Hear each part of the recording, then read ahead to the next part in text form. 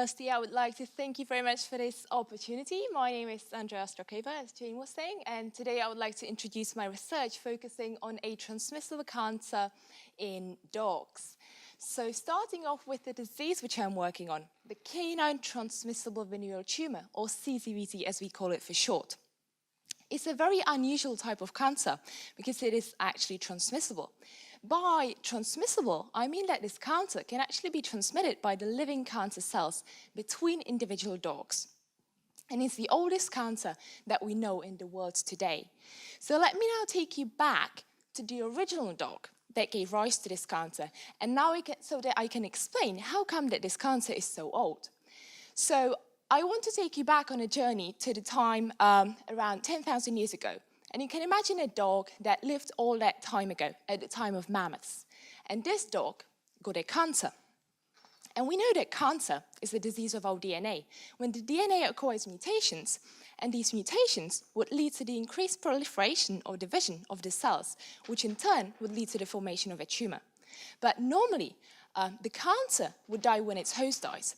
And this is the point when something very, very unusual happened all that time ago.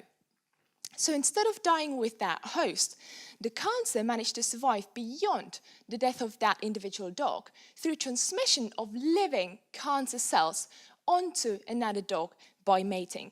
And from then, the cancer has spread all over the world through the dog population.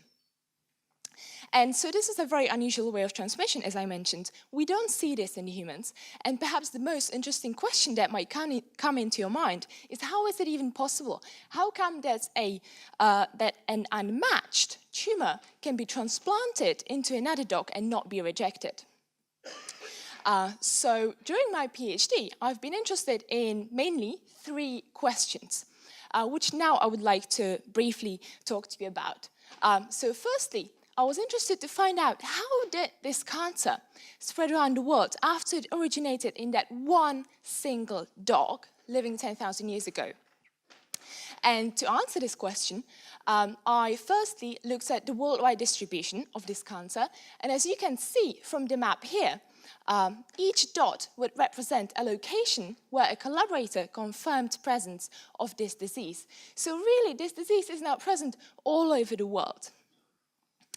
Following on from this, I collected over 1,500 samples of this cancer from over 50 different countries around the world, and I looked at the genetics of this cancer. So this formed the majority of my PhD.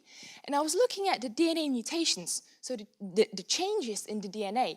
And by looking at these mutations, I was able to see which samples would relate to each other more closely, and then build a phylogenetic tree like this, which would then tell me how the cancer has spread around the world. So for example, I was able to tell that the cancer probably has spread between continents by dogs traveling on boats or ships. Then following on, I continued my work into the genetics, and I was interested to find out whether I could detect any processes which are relevant to human cancers.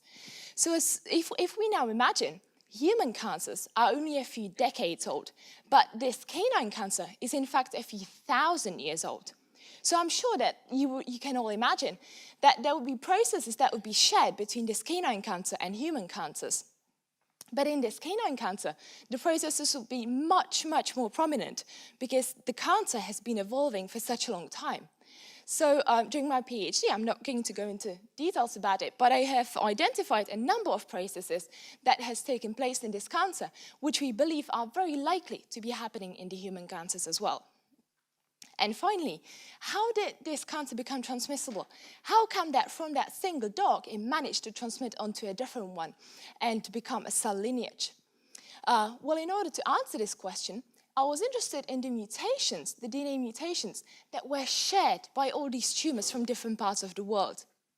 And these mutations would be those that were present right in that dog that lived all the way 10,000 years ago. So this is still ongoing work, which I'm hoping to continue during my postdoctoral studies as well.